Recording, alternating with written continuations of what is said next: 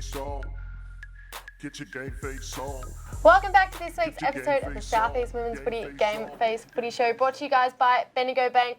This week we're going to digest the round's results and the upcoming games, and we also have St Kilda Sharks coach Karen Ralph with us today, and Mac joins me once again. What's up, gang? All right, let's dive straight into what is Division 1 and the results that has just happened on the previous weekend. All right, let's check it out. So, first up, we have Cranbourne versus Mornington. Cranbourne got the chocolates there, 68-23, defeating Mornington. Emily Browning there, best on ground with 2 goals, and had a really cracking game and has been having a few really good games building up to that. Port Melbourne versus the Devils. Port bet the Devs that weekend, 29-16, and probably what was, I think a lot of people were saying was going to be a bit of a surprise upset over the weekend, but 100%. Port Melbourne absolutely came out firing on the weekend, played better footy, handled some dewy conditions on the beautiful Northport Oval out there. Beautiful surface, nice to play on.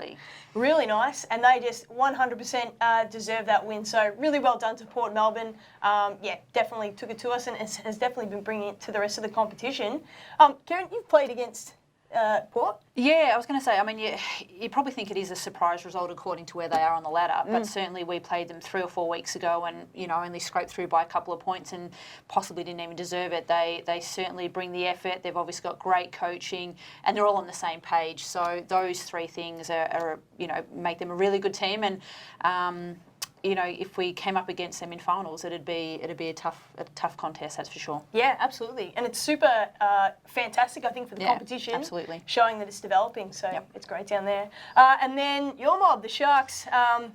Yeah, gave a bit of a hiding to the old Bass Coast, 129-0. But we love Bass Coast. We do. They're a good look, and as I was saying to you just before, I went up to shake the coach's hand at the end of the game, and I heard off to the side, the team got together, they were in a huddle, and someone, who I assume was the captain, kind of said something like, oh, so what did we learn from that quarter? So even 129 points down, hour and 45 travel to footy, they were still talking about what they learned from that game. So I think that just sets them up exceptionally well for the future. Yeah, absolutely. So, you know, especially obviously as we've mentioned, they're the only team kind of down that way as well. Yeah. If people want to play Div 1 footy, that's definitely the team to go to. Yes, absolutely. So touching on your mob, you guys have been travelling really, really well over the season, now sitting on top of the ladder, and you've come a long way probably from the footy you were playing last year to this year. Yeah. How's that been going? Like, how's the vibe down the club and what's brought on that change? Yeah, it's great. Look, we, I think last year with that first season of VFL, sort of certainly managing that, I know from my perspective as a coach, managing players coming in and out and different clubs' expectations from the VFL, that was something that I probably didn't do very well, so that's definitely a change. And we've also had some players that, you know, I think in every club have tried VFL and just kind of gone, yeah, maybe it's not for us, and that have come back. So some really experienced players, Georgia Harris, Amanda Mousey, you know, Jess Gardner, Georgia Fisher. So we've had some really experienced players come back from the VFL as well. And that just, I mean, they lift everyone. So we went through a bit of a mid-season kind of slump, but we seem to have, you know, just hopefully shifted in the right direction at the right time of the season. Yeah, so, yeah. And you've played a lot of footy yourself. Yes. In the, I feel it. You can feel it now, Yeah, yeah. I haven't even played this weekend and I feel sore. So what's happening with that?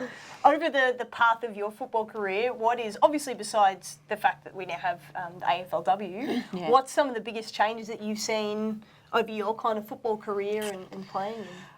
Yeah, I think the conversations about women's footy. You know, I love, you know, you go and watch an AFL game and you're walking out after the game and you hear men who were 25 to 35 years old talking about women's footy. And I think that demographic was probably almost the hardest to get on board, or maybe some are an older age, but there's certainly a really vast array of men watching footy now and watching the women's footy and saying that they really enjoy the feel of women's footy, and I do too. I think there's a really good feel of community football and AFL football all in, that women's footy. And certainly, again, from our club perspective, we started off a few years ago with an under-12s girls side, and now we've got ages all the way through. So we trained with the under-18s the other night.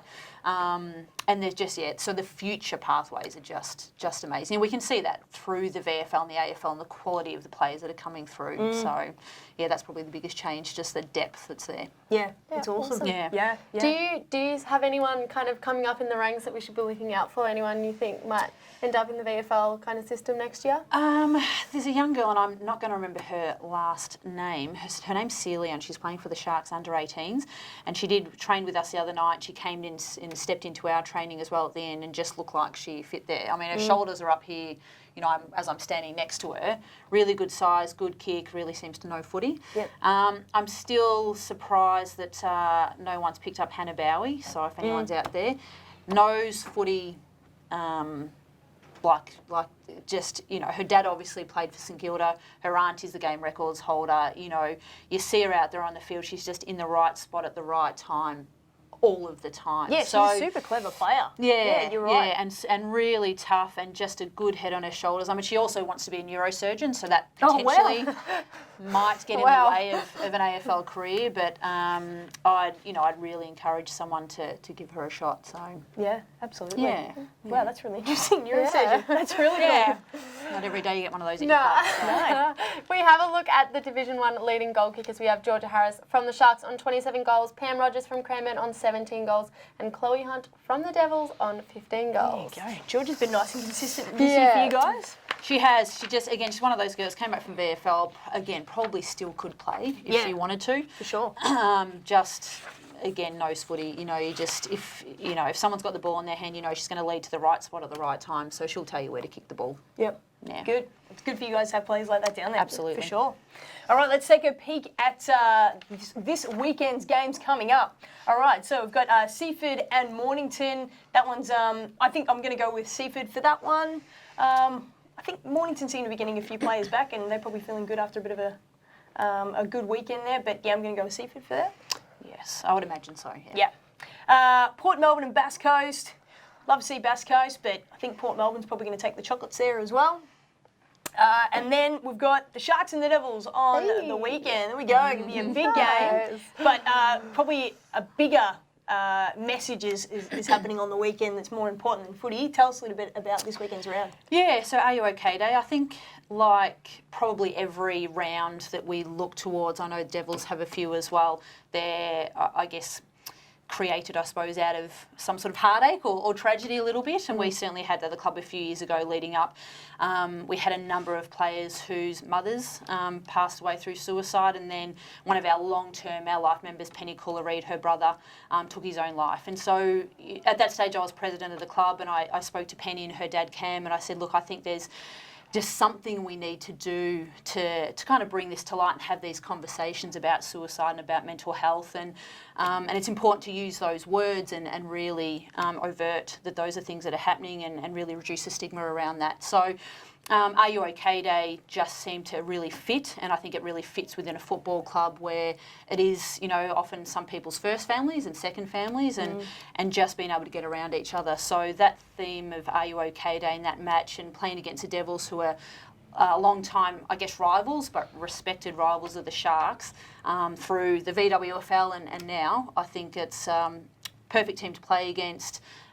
Always great footy, and just, you know, and you guys I know really get on board with that event and that day as well. So it's really, it's a fantastic day, and probably the thing, you know, when I look back on my footy, the first Are You OK Day that we had, best, you know, premierships aside, all that sort of stuff, I still think Are You OK Day, that initial one is my favourite thing that I've done. So That's awesome. It really is a great day to be a part. I know it is. Playing on the opposition team. When it comes to the end of the game, no matter who wins, I think everything just kind of gets thrown aside. Absolutely.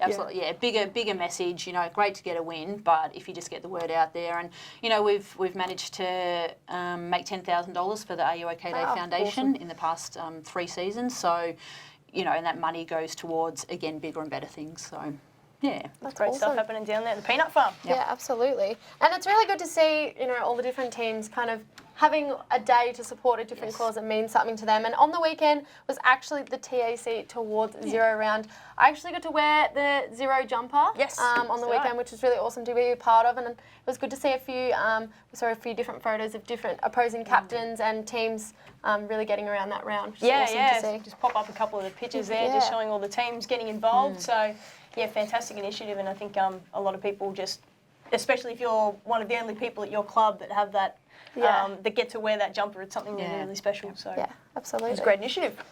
All right. It was awesome to see too, people posting those pictures. So make sure if you do have any content like that, that you do post it on our Southeast Women's Footy Gameface page on Facebook. Yeah, absolutely. We love to put all that stuff up. Yeah. All right. If we have a look at the Division 2 results from the weekend, we had Seaford defeated Hastings 12-11, 83-2, 2-14. And Murrumbina were defeated by Tyab 5-7, 37 to 5-11, 41, which we didn't know which way that one was going to go. And I saw we had a poll as well. Yeah. And I think Murrumbina had the chocolates there on the poll. But, I think they did too. Kudos to Tyab who pulled through. Oh, yeah, that's going to be a fantastic, well, I think you could probably call it now almost that's going to be the grand final match-up, the way it's looking. No disrespect to the other teams, but just that form of those two teams has just been awesome. So, yeah. All right, after that, we had EDS and the Devils. So the Devils got away with that one in a fantastic twilight match down there at EDS's home ground.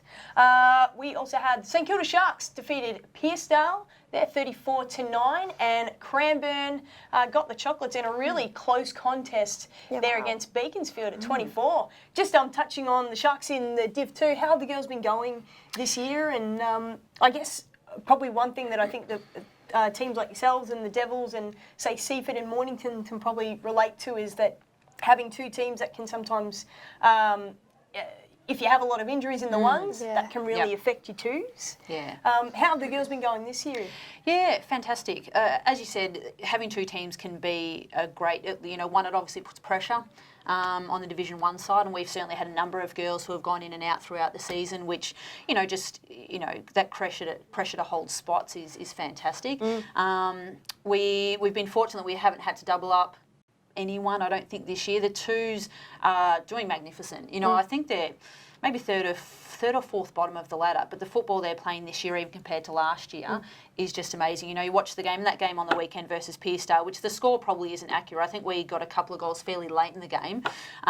Really super tight game, and there was some really great, hand pass to kick, hitting a target, mark turning, like the football again. And I think this is probably an offshoot of AFL, W coming in.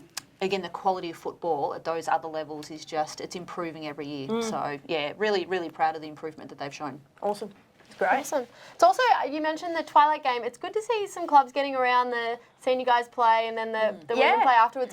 We've played in a couple of games too, and it's good to see. Oh, it's a good atmosphere down there. Yeah, absolutely. Especially when they stick around and they get into it. Boys down there with the cans. Absolutely. Good old time. Yeah. If we take a look at the Division 2 leading goal kickers, we have Ashma from Murrumbina on 27 goals, Amy Buchan from Beaconsfield on 16 goals, and Alice Kavess from Murrumbina on 13 goals. Right, okay. And the upcoming round, let's take a bit of a peek. So, Cranbourne and Pearcedale are playing off. I'm going to go with Cranbourne for that one.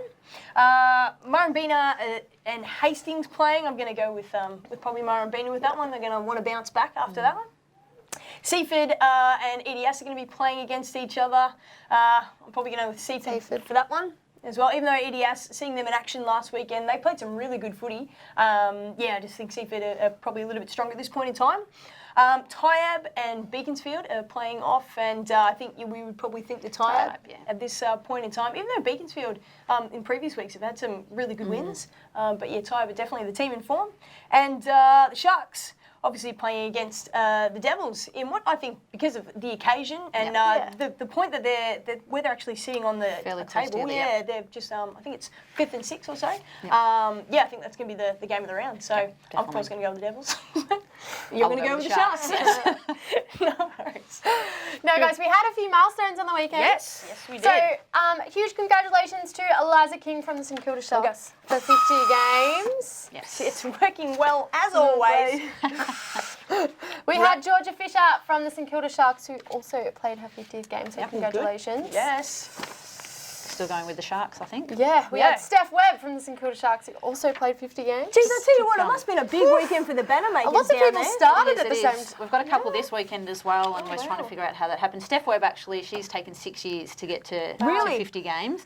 About two seasons ago, she did the dreaded, broke the ankle and ACL in the one game, leading up to a grand final that Sharks played against Devils, actually. So it's taken her a little while to get back, but she, kicked a few and, took a few speckies on the weekend. So, very pleased for her. Good on her. What a way to take out then your 50 games. Yes. To do it in style. Yes. Good on her. All right, we've got a little bit of footage here from the Red Hill game with Kate Rocket Riley leading out her team. So congratulations on 50 games. I tell you what, I've got to get another one of these. And Sophie Strickland, I would have thought. Didn't even know. She didn't even realise it was her 50 games. So, why not use this fantastic picture of you to celebrate? This picture gets around too much. Yeah, I know. I think, well, congratulations. So, Thank you. Not even There sure we what's go. happening in that picture. Yeah. Got her wisdom teeth out a couple of weeks ago. Mac likes to keep bringing it up. Yes, absolutely. All right, guys, make sure you have downloaded the Gameface app if you haven't already. Fixtures, scores, ladders, your own face is almost by now definitely on there, I would say. Yes. And you might even see some videos of yourself or your teammates. Well, if we have a look at the Division 3 results on the weekend, we had Officer defeated Crib Point 5-2 32 2-5-17, and Red Hill were defeated by Pakenham 2-5-17 to 5-14 44. Just want to point out in that game, I think unfortunately Pakenham had a member of their footy club pass away, and the funeral was actually scheduled to be the same time as the Red Hill game, and Pakenham could have forfeited, but Red Hill, kudos to them, changed their game, so that's really good to see. Good on. Coringal defeated Frankston 7-6 48 to 7-4 46 in a game that felt like a final. Yeah. You could tell the pressure was on there. Obviously, we were both fighting for that double chance, but Coringal held on in the end, which was awesome. I hear they want to come in and come in on the show, yeah, right? yeah. I hear that, And Mornington defeated by Warrigal 139 to 45 29. All right. Gosh. Tell us a little bit about, what happened on the on weekend. the weekend, I want to give it a bit of a shout out to Charlize McGee, known as Shaz McGee, who likes to call herself Specky McGee, who plays on my team. She rocked up first night of pre-season. Very eager, definitely not the most gifted person, but has worked very hard at her skills and kicked her first goal on the weekend. If we check out some photos here, you can see how much it meant to her and the smiles across the ground when she finally kicked her first goal. Even the smile in there was really awesome. So well done, Shaz. Keep at it, mate. Yes, Shaz. Up with Shaz. Good on her. I played 150 games and only kicked 4 goals. So, So Shaz, you're well on your way. That average is much well better than on mine. your way. Yeah. We also had a bit of footage here sent in by Zali Hun from Coringal. I think it might be Emma Harris from Coringal who actually, when the siren went, she was celebrating. If we check out this footage just here, and she forgot to throw the towel away and she had to come back and put the towel back and run off to celebrate. Throwing the towel. All right, no worries. Jeez. Good on it. How do you forget? All right, let's take a look at the goal kickers for Division 3 this week. So Alicia Rees from the Bombers, they're on 15 goals. Rosaline Davis from Pakenham on 14 and Sage Ham from Pakenham on 13. I tell you what. Bit of a tight contest there, tight. isn't it? I tell you what, presentation night Yeah, between it could Pakenham leading goal kickers, that's going to be on. Yeah. On for all. Looks like the competition, from even last year or the year before, was a lot closer results as well. Like I remember there'd been some results that were absolute blowouts. Those results on the weekend. Like it used to be 150 to 1. So all it's nice good and to close. see. So really looks like a really good contest in there. Yeah, absolutely. Now, before we have a look at the Division 3 fixtures, just remember that we kind of go off our fixtures based on, when we play teams and things like that. Sometimes, we might get it wrong, but it's just our opinion, so we just have to roll with it, don't we? We just have to roll with it. Don't have too much of a dig. No. So, Red Hill versus Mornington. I think Red Hill will get the job done by a couple of goals there, but I think Mornington have been going well in the last few weeks. I think across both their teams, they've got a few players back, which is good to see. I think that'll be the match of the round because that's 5th and 6th at the moment. Yeah, they're pretty tight. Yeah, and obviously Red Hill, Mornington and Warrigal are all still fighting for that 4th spot in the finals. We have Officer versus Frankston in a night game on Saturday night down at Officer. I'm going to say that the Bombers are going to get the job done there. Warrigal versus Pakenham. I am excited to see if this is a good contest or not because I still think Warwick will have some really talented girls down there, but I do think Pakenham will get the win there. And Service Crib Point versus Kringle, I think Kringle will also get the chocolates on that one. Absolutely. All right. Here we go. Time for Under the Bus. All right. That is okay. I just attempted kind of out the side of my mouth a bad noise of a bus driving past, but that didn't really go according to plan. Okay, so we're just going to fire a couple of questions at you and just fire them back at us. And I tell you what, As fast as you can, You too. didn't tell me this part. Think quick. Hey, night, but anyway, come on. that's fine. Just going to fire a few quickies, yeah, your way. And yep. Okay, let's just get straight to number one. Okay, cool. So, which player would most likely enter themselves as a contestant on The Bachelor or Bachelorette? Oh, Ellie George Brimson. Oh, okay. In a second. She, Oh, that was quick. when Rusty comes down and takes photos, Ellie's the one who knows where the camera is every single time. And she will agree to that as well. So What number? Do you know what number she is? she's, I don't know what number she wears. That's all right. I'll just You go gonna through sledge on the Rusty's. weekend? Plays on the wing. Short, dark hair. God, That's all right. We can just point out where the camera is for her. you'll see her on the wing, don't worry. Which player do you always have to tell to shut up during your coach's address? Look, probably Mousy. Yeah, she just loves to have a chat and likes to just get around the girls and stuff so much that sometimes she gets a bit distracted. Yep. So, You can see that happening? yeah. Okay, well, I think we've actually probably already answered this one. Who loves it when the shark camera comes out? And who wants to be a star of social media? Yes, yeah. Yep. Ellie George Brimson. Yep, Ellie George Absolutely. Who is the best sledger at your club? Jess Gardner. Yeah? Okay. Yeah. I like the quick responses. Yeah, no, here. this is good. Know your players. These are pretty easy questions for these Yeah, girls, I will definitely. say, yes. Who's most likely to rock up with a fake tan in the middle of winter? Oh, I could name a few of them. Hannah Bowie is actually probably the most. We had one of the girls on the weekend tan for the first time, put a bit too much on the face, and it got a little darker throughout the day. But so that was Junior, Bridget Hanrahan. But yeah, Hannah Bowie is probably the queen of the fake She always tan. got the natural Yeah, gets the glow eyelashes done, gets the tan done. Yeah, and they'll extra special this weekend, I guarantee it. Ah, very good. Yeah. It'll look good. Who is the best female footballer you've had the chance to play with? Oh, I was very fortunate towards the end of my career to sneak in a few games with the likes of Bree Davey, Jazzy Garner, Jenna Bruton, Penny Colereid, Mia Clifford. So that was probably just before AFL started. So yeah, Britt Benici, those girls are pretty impressive. I just played in the back line and basically just did whatever they told me to do. Who are some of the best players that you played on across your career? I unfortunately had an opportunity to stand next to Daisy at one point. That didn't last very long. She's probably, yeah, I mean, I always played in the back line, so it was, you know, I think of Darebin, the powerhouse at those points. It was, yeah, Lauren Arnell, Daisy, Darcy. Katie so, Brown. well, thankfully, no. But that was probably just a height match-up thing rather than anything else. So, yeah, I probably didn't go too well in those games, but I tried my best. Sure you did all right, mate. Which player is the first to the bar? Oh, look, probably someone from the twos. I'd say maybe Meg from the twos, who is the most joyful player you will ever meet. We were training with the under-18s last Friday night. And she heard responses, oh, lots of people to meet, you know. So Meg and maybe Lou Bianyara in the seniors. She just doesn't ever go overboard, but just likes a quiet beer. Yeah, cheeky brew. Yeah. Right. And what player is most likely to bring the wrong coloured shorts? Look, you know, if it's wrong coloured shorts or I've forgotten my socks or something like that, probably Ash Battagno. Again, did it on the weekend, so it's still a bit of a sore point, you know. But yeah, probably Ash is the most likely. Well, she's consistent. Yes, there you she go. is, All yeah. right. And for your troubles, I have a gift. I feel like you look would out. actually appreciate this. This is straight from the CD collection. I feel like I'm Wow. on Hey Hey It's Saturday. This is David Hasselhoff, A Night Before Christmas, Absolute Dream. That is If you've still got a fantastic. CD player, pop that. And then just this one, just to go on the fridge, just the fridge. The stakes are high.